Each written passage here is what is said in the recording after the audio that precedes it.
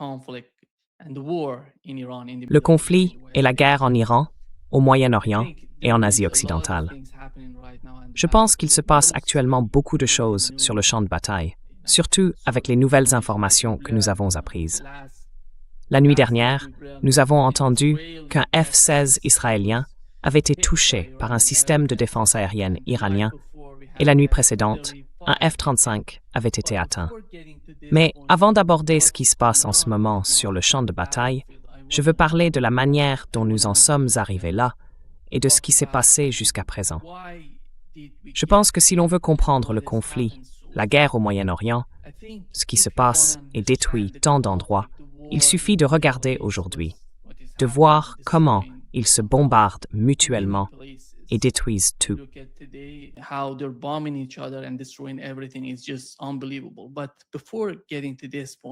C'est tout simplement incroyable.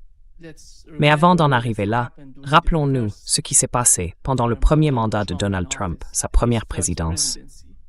L'un des principaux objectifs de l'administration Trump à cette époque, de 2017 à 2021, était d'imposer de lourdes sanctions à l'économie iranienne. Et il a tout fait pour y parvenir. Il est même allé bien au-delà. Il a fait assassiner le commandant iranien, le général Soleimani, si vous vous en souvenez. Ce n'était pas un simple commandant. C'était un commandant très respecté au Moyen-Orient. Et je dirais, un diplomate. Il a été un diplomate très efficace dans ses discussions avec des responsables politiques, tant à l'intérieur qu'à l'extérieur du Moyen-Orient.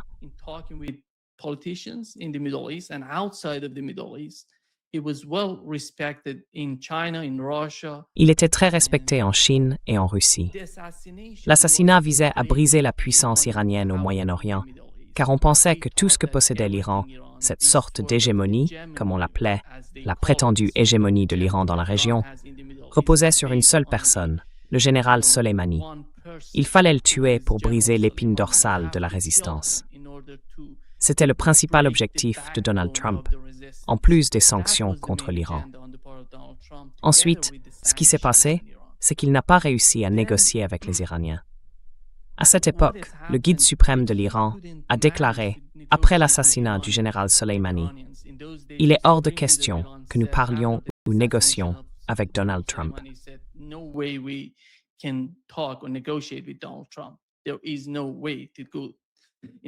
Il n'y avait aucun moyen d'aller dans cette direction. Alors il a essayé de toutes ses forces. Il a tout fait. Avant de quitter ses fonctions en 2021, il a déclaré « J'ai mis les Iraniens à genoux. J'avais juste besoin d'un peu plus de temps. Plus de temps pour les convaincre, pour les forcer à négocier. » Mais cela ne s'est pas produit, d'ailleurs. Ensuite, nous avons eu la nouvelle administration, celle de Joe Biden. Mais l'objectif principal restait de détruire l'économie iranienne et la résistance iranienne, les actes de résistance en Asie occidentale. Lorsqu'il est arrivé au pouvoir, la situation était totalement différente. Vous vous souvenez de l'assassinat de Sayed Hassan Nasrallah?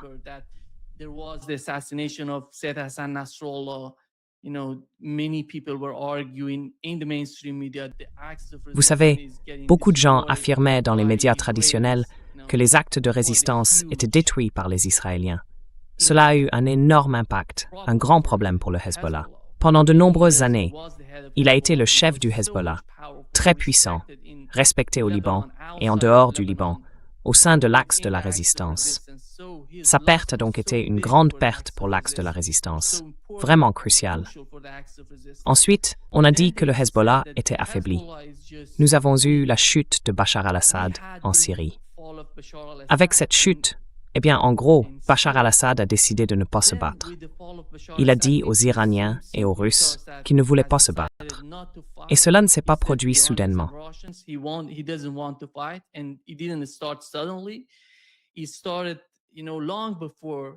Cela a commencé, tu sais, bien avant, il y a environ 2 ans. Cela s'est fait progressivement, en réduisant la présence des Iraniens et des Russes en Syrie, et en se rapprochant d'une certaine manière des États arabes du Golfe Persique, dans l'espoir que cela puisse apporter une amélioration à l'économie syrienne et rendre la vie meilleure pour les Syriens. Mais cela ne s'est pas produit. Et finalement, nous avons assisté à la chute de Bachar el-Assad. et à la prise de pouvoir du HTS et d'une faction de l'État islamique, sans combat. Il faut se rappeler qu'il n'y a pas eu de combat entre l'armée syrienne et ses gens. Ces combattants du HTS, venus d'Idlib, soutenus à la fois par la Turquie et les États-Unis.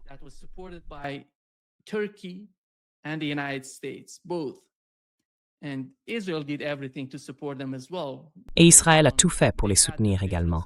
Plus tard, ils ont eu leurs différends. Mais après tout, en mettant de côté la situation en Syrie, il faut comprendre ce qui s'est passé au Liban, puis en Syrie. Donald Trump est arrivé au pouvoir et a dit alors, quel est le problème maintenant? Comment pouvons-nous nous en prendre à l'axe de la résistance? La Syrie est détruite. Le Liban, le Hezbollah, n'est plus assez puissant. Allons donc après les Yéménites, les Houthis et Saleh au Yémen. Puis on a vu Pete Hegseth déclarer « Nous allons nous en prendre aux Houthis. Cette fois, ce sera différent. Nous allons les forcer à se soumettre. »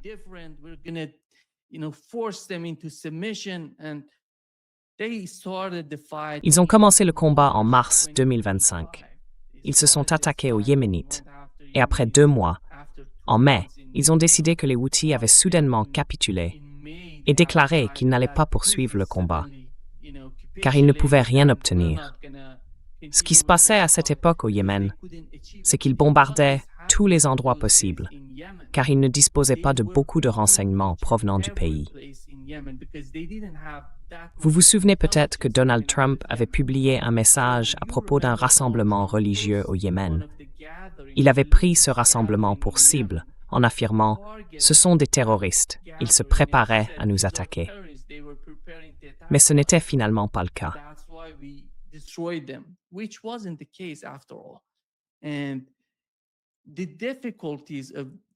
Et les difficultés des Yéménites, les difficultés auxquelles ils faisaient face à cette époque dans la mer Rouge.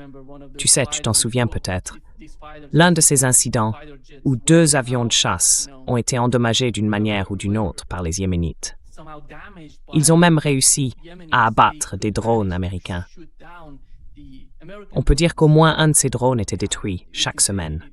Et certaines semaines, c'était 2 ou 3. Puis les États-Unis, Donald Trump en particulier, ont commencé à voir cela comme un piège. Il a compris qu'il ne pouvait pas tenir, que cela allait devenir un bourbier pour les États-Unis au Yémen, parce qu'ils n'avaient pas les renseignements nécessaires pour s'en prendre aux commandants clés ou aux positions principales des Houthis.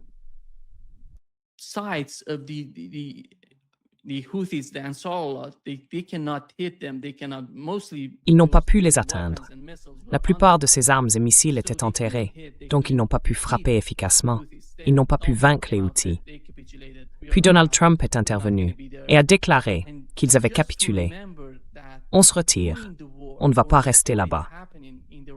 Et il faut se rappeler que pendant la guerre, ou avant qu'elle n'éclate en mer Rouge, le vice-président des États-Unis, J.D. Vance, avait déclaré « Nous ne dépendons pas du Bab el-Mandeb en mer Rouge, ce sont les Européens qui en ont besoin. » Ce genre de déclaration a contribué à alimenter cette rhétorique de capitulation de la part de Trump.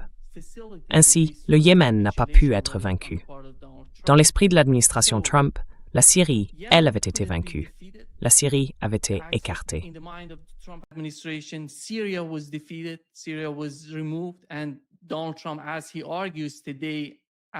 Et Donald Trump, comme il le soutient aujourd'hui, affirme que si la Syrie est entre nos mains, nous pouvons la gérer. Nous pouvons faire tout ce que nous voulons en Syrie. Et le Hezbollah au Liban est également vaincu. Alors quel est l'objectif principal? La guerre, la capitulation, a été annoncée en mai 2025. Puis en juin, une nouvelle guerre a éclaté, Israël attaquant l'Iran. Le 13 juin, vous vous en souvenez, pendant les négociations, Donald Trump discutait avec les Iraniens, essayant de les convaincre que les États-Unis prenaient ces négociations au sérieux. J'ai parlé avec l'Iran quand j'y étais.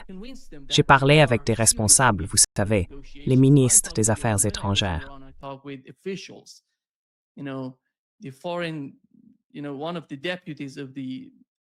L'un des adjoints du ministère iranien des Affaires étrangères m'a dit que la veille de l'attaque, il se trouvait à Genève pour discuter avec Steve Witkoff.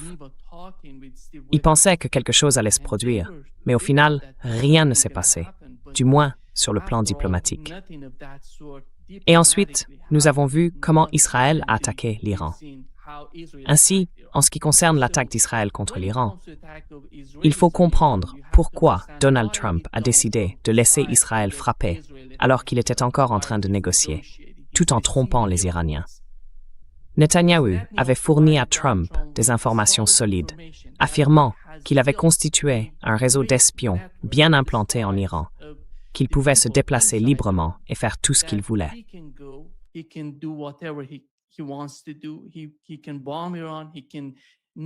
Il peut bombarder l'Iran, il peut neutraliser le système de défense aérienne, décapitation, assassinat du dirigeant iranien avec son commandant.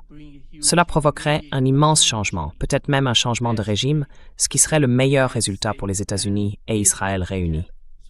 Alors Donald Trump a dit « Allez-y, faites-le. Nous sommes prêts, nous trompons les Iraniens, vous pouvez attaquer. » Puis l'attaque a eu lieu.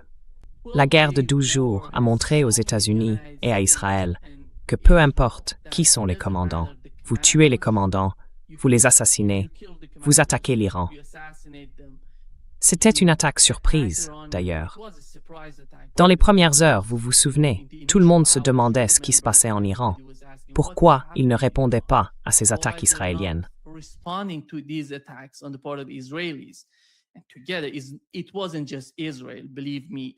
Et ensemble, ce n'était pas seulement Israël. Croyez-moi, c'était Israël avec les États-Unis et tous les pays de l'OTAN, le Japon, la Corée du Sud, l'Australie, la Nouvelle-Zélande, tous unis. Tout le travail de renseignement, vous savez, ils essayaient de tout faire, de tout fournir à Netanyahou et à son régime en Israël pour rendre cette opération aussi réussie que possible. Puis avec le temps, le deuxième ou le troisième jour, ou peut-être après 12 heures des premières attaques contre les Iraniens, on a tout vu se dévoiler et les Iraniens se réorganiser et attaquer Israël. Les attaques étaient si fortes qu'Israël a finalement décidé, car souvenez-vous, environ 25% des intercepteurs du système de défense aérienne avaient été épuisés pendant ces 12 jours de guerre.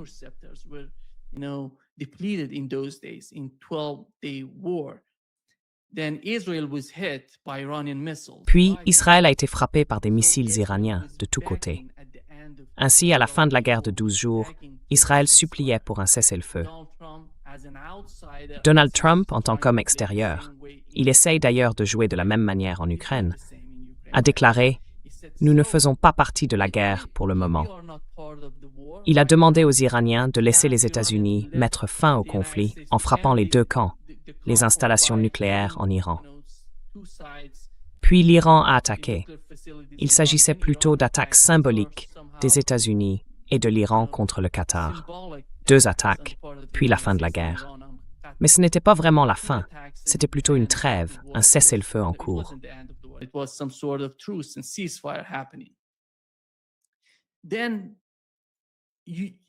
L'autre chose qui se passait depuis que Donald Trump avait pris le pouvoir, c'était le même type de politique visant à attaquer l'économie iranienne.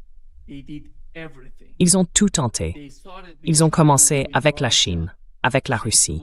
Comme la guerre en Ukraine ne se déroulait pas comme les États-Unis et l'Occident l'auraient souhaité, leur influence sur la Russie n'était plus ce qu'elle avait été durant la première administration. Ainsi, la Russie et la Chine ne sont plus dans la même position.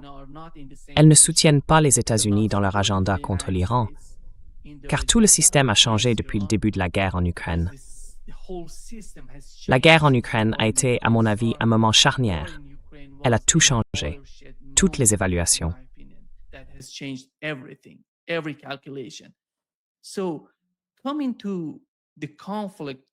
Donc, en abordant le conflit, la guerre en Iran, on voit Donald Trump.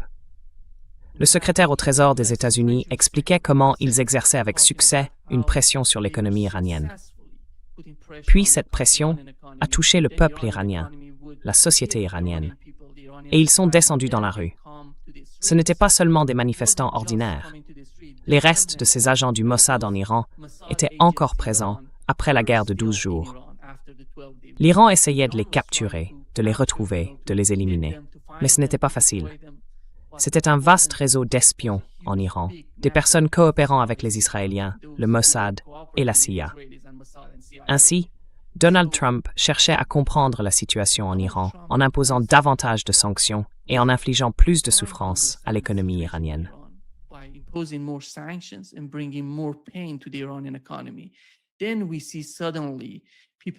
Puis soudainement, nous voyons des gens descendre dans les rues. J'étais en Iran quand tout cela a commencé. Vous savez, le jour où je suis arrivé, je me souviens, c'était un jeudi.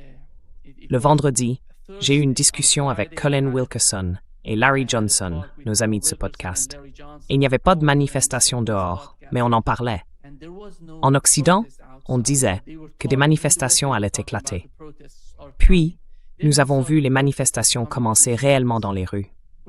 Pendant 2 jours, le gouvernement iranien a essayé de dialoguer avec les manifestants et avec des économistes pour voir comment réduire la pression sur le peuple iranien, comment gérer le marché, comment offrir aux gens une forme de subvention.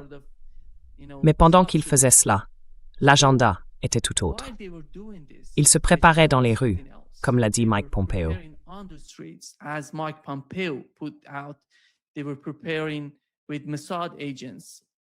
Ils travaillaient avec des agents du Mossad dans les rues, parmi les manifestants, pour tout organiser parce qu'ils voulaient des émeutes. Ils ne voulaient pas de manifestations. Les manifestations peuvent être négociées, discutées avec le gouvernement, ralenties, puis s'éteindre. Mais les émeutes, c'est autre chose, car il faut les créer pour justifier le fait de tuer des gens. Sans émeutes, cela n'a pas de sens de tuer des gens. Puis, les émeutes ont éclaté, et on a vu des gens se faire tuer. Le problème pour les forces de sécurité iraniennes, c'est qu'elles ne savaient pas qui étaient ces personnes parmi les civils. Après tout ce qui s'est passé pendant ces jours-là, cela a commencé sur une semaine, et au bout de 2 jours environ, c'est devenu des émeutes. On pouvait voir les manifestants devenir violents et changer complètement la dynamique de ce qui se passait en Iran.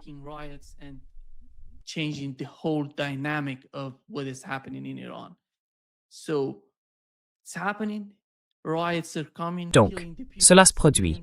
Des émeutes arrivent, tuant des gens, des civils, principalement des civils, et imposant ce genre d'agenda. Ils ont dit plus de 30 000 personnes, peut-être plus. Certains de ces postes étaient financés par le Mossad et des ONG. Ils ont même parlé de 80 000. Ce que l'Iran a compris à cette époque, c'est que les commandants qui dirigeaient tout cela, ces manifestations, n'étaient pas en Iran. Leur réseau se trouvait à l'intérieur, mais les maîtres étaient à l'extérieur. La connexion entre les maîtres et les gens sur le terrain, les agents du Mossad, passait par Internet. Alors, ils ont coupé Internet en Iran. Mais ce n'était pas seulement l'Internet iranien habituel, c'était Starlink.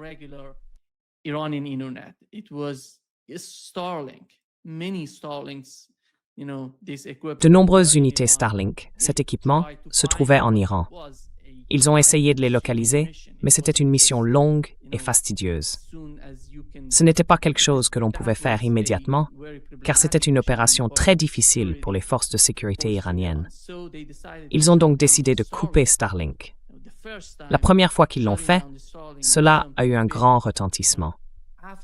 Ensuite, on a vu tout commencer à s'effondrer, car ceux qui recevaient des ordres de l'extérieur ne les recevaient plus. Et on a vu beaucoup de gens tués dans les rues pendant ces émeutes. Imaginez simplement ce qui se passait alors avec l'économie.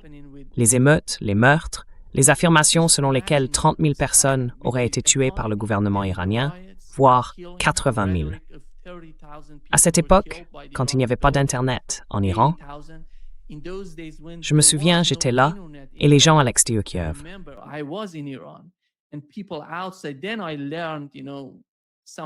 Puis j'ai appris, d'une manière ou d'une autre, j'ai réussi à accéder à Internet parce que je suis allé à Press TV pour voir s'ils avaient une connexion afin que je puisse faire quelques podcasts. Et j'ai vu qu'ils disaient que le gouvernement iranien utilisait des armes chimiques contre le peuple iranien et que c'était pour cette raison qu'ils avaient coupé Internet. C'était donc entièrement de la propagande. Ils préparaient tout pour influencer psychologiquement le peuple iranien, à la fois à l'intérieur et à l'extérieur du pays. Les gens à l'intérieur, avec le temps, ont commencé à comprendre ce qui se passait. Mais la plupart de ceux qui vivaient à l'extérieur du pays n'avaient aucun contact avec les personnes à l'intérieur.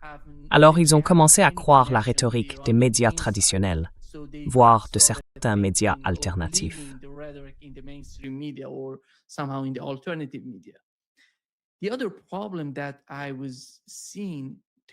L'autre problème que je constatais, en plus de la pression économique exercée sur l'Iran, concernait la manière dont la plupart de ces soi-disant experts iraniens à l'étranger, principalement aux États-Unis, s'exprimaient. Ils ne cessaient de dire que l'Iran est plus faible qu'avant, plus faible qu'il ne l'était il y a 20 ans. Ces experts soutenaient que l'Iran s'affaiblissait, tout en évoquant en même temps toutes ses difficultés économiques, et en affirmant que le gouvernement iranien tue son propre peuple. Tout cela visait simplement à préparer psychologiquement Donald Trump, à lui dire « Regardez ce que fait l'Iran. Nous serons là, nous allons vous aider, nous allons vous sauver. »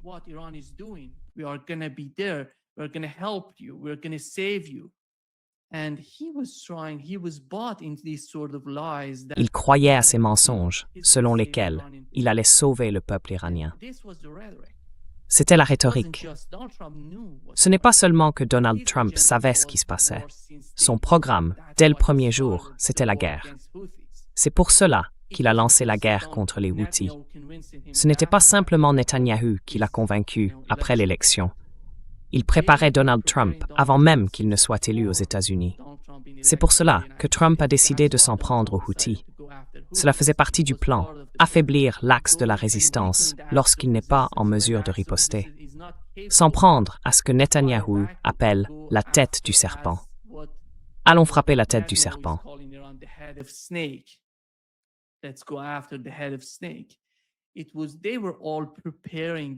Ils préparaient tous ce type d'agenda pour s'en prendre à l'Iran et d'une manière ou d'une autre, convaincre le peuple iranien que son gouvernement ne travaille pas pour lui. Tu te souviens, hier, Pete Hegseth a dit que le gouvernement iranien ne faisait que construire des missiles et des armes sans améliorer la vie du peuple iranien, tout en réclamant 20 milliards de dollars supplémentaires pour sa guerre contre l'Iran, comme c'est le cas en ce moment. Ce n'était donc pas quelque chose qui a soudainement traversé l'esprit de Donald Trump.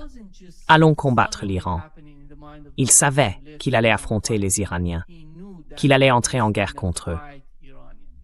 Il préparait tout en tenant compte de l'axe de la résistance, de l'économie iranienne et de l'opinion publique à l'intérieur et à l'extérieur de l'Iran pour s'en prendre au gouvernement iranien.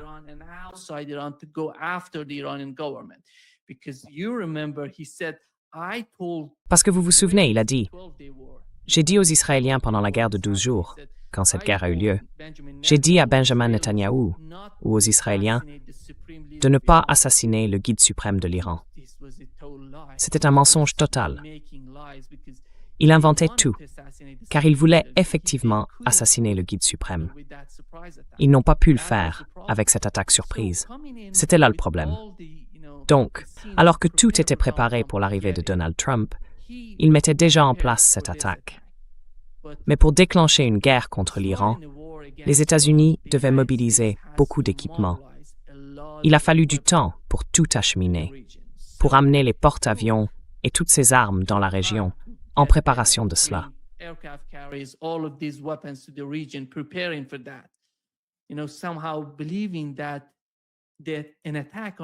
D'une certaine manière, il croyait qu'une attaque contre l'Iran ferait tomber le gouvernement iranien et conduirait à un changement de régime.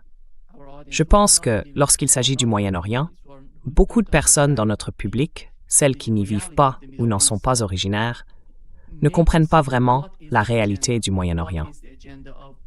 Elles peuvent se demander quel est l'agenda. Quel est l'agenda des États-Unis et d'Israël au Moyen-Orient? Je crois que c'est Tom Barak, l'envoyé de Trump en Turquie, qui l'a dit. L'objectif final, le but principal, c'est la soumission. Ils doivent apprendre à se soumettre. C'est pourquoi leurs meilleurs amis au Moyen-Orient sont ceux qui se sont soumis il y a bien longtemps, tous ces États arabes. Qui doit se soumettre maintenant? L'axe de la résistance et l'Iran. the acts of resistance in Iran. Are they prepared to submit? He's negotiating. Sont-ils prêts à se soumettre? Il négocie, il essaye, vous savez, de les convaincre, de les forcer à capituler. Mais cela n'arrivera pas, parce que même s'il l'avait voulu, souvenez-vous que Marco Rubio a dit que Donald Trump était disposé à parler avec le guide suprême de l'Iran, l'ayatollah Khamenei. Il était prêt, mais il n'y avait aucune volonté du côté iranien d'aller dans cette direction, car le guide suprême ne considérait pas Donald Trump comme un négociateur crédible, ni comme quelqu'un capable d'apporter le moindre changement à la situation entre les États-Unis et l'Iran. Il a donc refusé. Il ne voulait pas négocier avec Donald Trump. Alors Trump a dit, allons-y avec le plan, attaquons. Let's go with the plan. Let's attack. And Israelis said, remember. Et les Israéliens ont dit, souvenez-vous, Israël avait dit aux États-Unis, c'était partout dans les médias grand public qu'ils avaient détruit le système de défense aérienne iranien. Il est presque entièrement détruit, disait-il. Regardez les vidéos sur Fox News, CNN, ABC, MSNBC, toutes ensemble. Le discours dominant était que l'ensemble du système de défense aérienne iranien avait été détruit, que l'Iran n'avait plus rien pour se défendre, que la société iranienne était en plein chaos.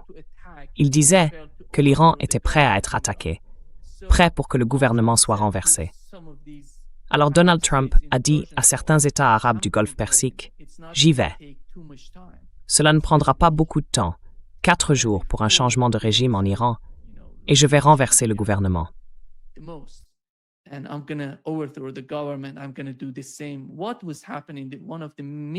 Je vais faire la même chose.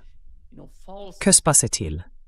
L'une des erreurs de calcul, ou l'une des fausses hypothèses de Donald Trump lui-même, à mon avis, reposait sur ce qui s'est passé au Venezuela. Parce qu'il faut prendre en compte ce qui s'est passé là-bas. Le gouvernement Maduro, eh bien, ils ont procédé à un changement de régime au Venezuela.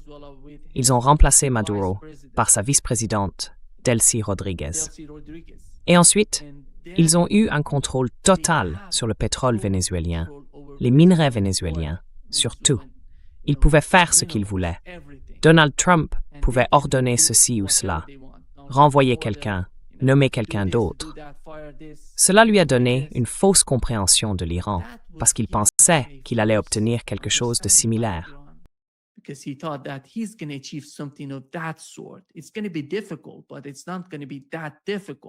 Ça va être difficile, mais pas tant que ça, à cause de l'économie et de la situation de l'armée iranienne.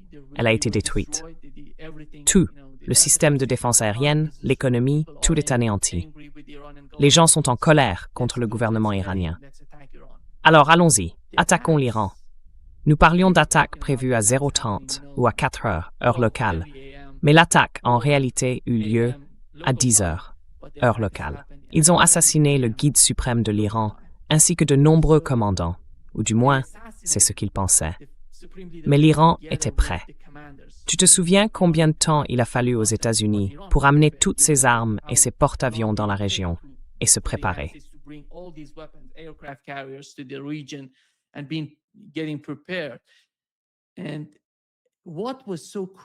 Et ce qui était crucial dans tout le calcul, c'était la réaction des États arabes. Ils nous ont dit qu'ils ne participeraient pas au conflit, espérant que si quelque chose se produisait, et ils savaient que cela allait arriver, la guerre approchait, ils seraient épargnés. Parce que Donald Trump leur avait dit, souvenez-vous, qu'il s'agirait de 4 jours de guerre et que tout serait terminé ensuite. Mais ils pensaient que dans un laps de temps aussi court, l'Iran ne les attaquerait pas, puisqu'ils avaient déclaré qu'ils n'en faisaient pas partie. Ils ont également dit qu'ils ne permettraient pas aux États-Unis d'utiliser les bases aériennes situées dans leur pays.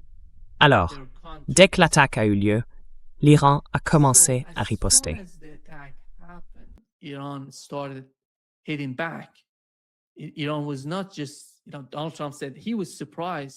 L'Iran n'était pas simplement... Donald Trump a dit qu'il était surpris par la réaction de l'Iran envers ses États arabes. Mais il ne l'était pas. Il ment, car il veut que tout le monde croie qu'il ne savait pas que l'Iran frapperait ses États arabes. Il avait convaincu ces gens, ces dirigeants arabes naïfs, à mon avis, que tout serait terminé en peu de temps, afin qu'ils ne soient pas trop affectés par la guerre contre l'Iran. Alors, la guerre éclate. Les États-Unis attaquent et l'Iran riposte. Et toutes ces bases aériennes, aujourd'hui, quand on les regarde, je me souviens il y a 20 ans, le CGRI se disputait avec le gouvernement iranien, avec les politiciens iraniens, avec ceux qui négociaient le JCPOA avec les Américains.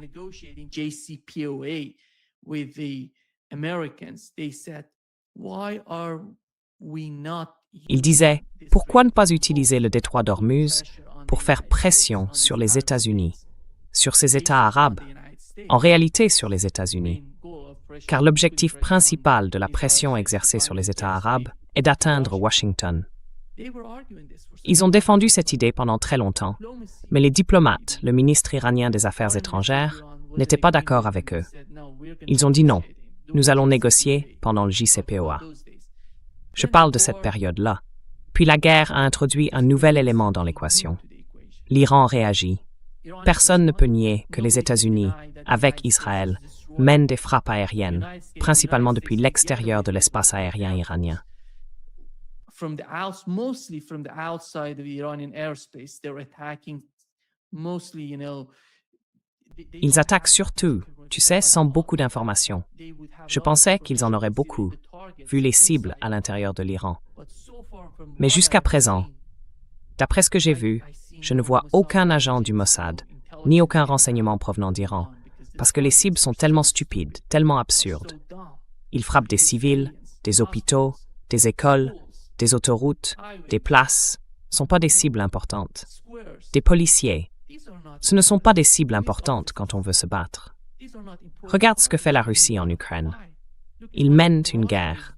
Ils ne détruisent pas l'Ukraine. Mais la mission des États-Unis et d'Israël est de détruire l'Iran, tout en parlant à une partie de la diaspora iranienne et en les poussant d'une manière ou d'une autre dans cette illusion qu'ils vont y aller. In some sort of delusion that we're going to go there, we're going to change the government, we're going to do the so-called regime change in Iran. Nous allons changer le gouvernement.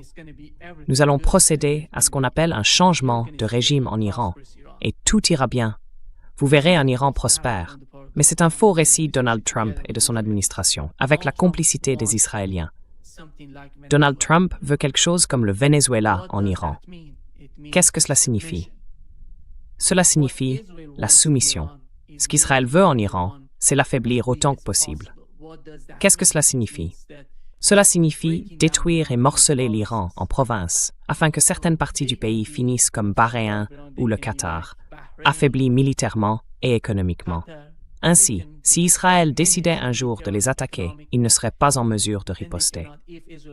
Voilà le problème. C'est cela, l'Iran.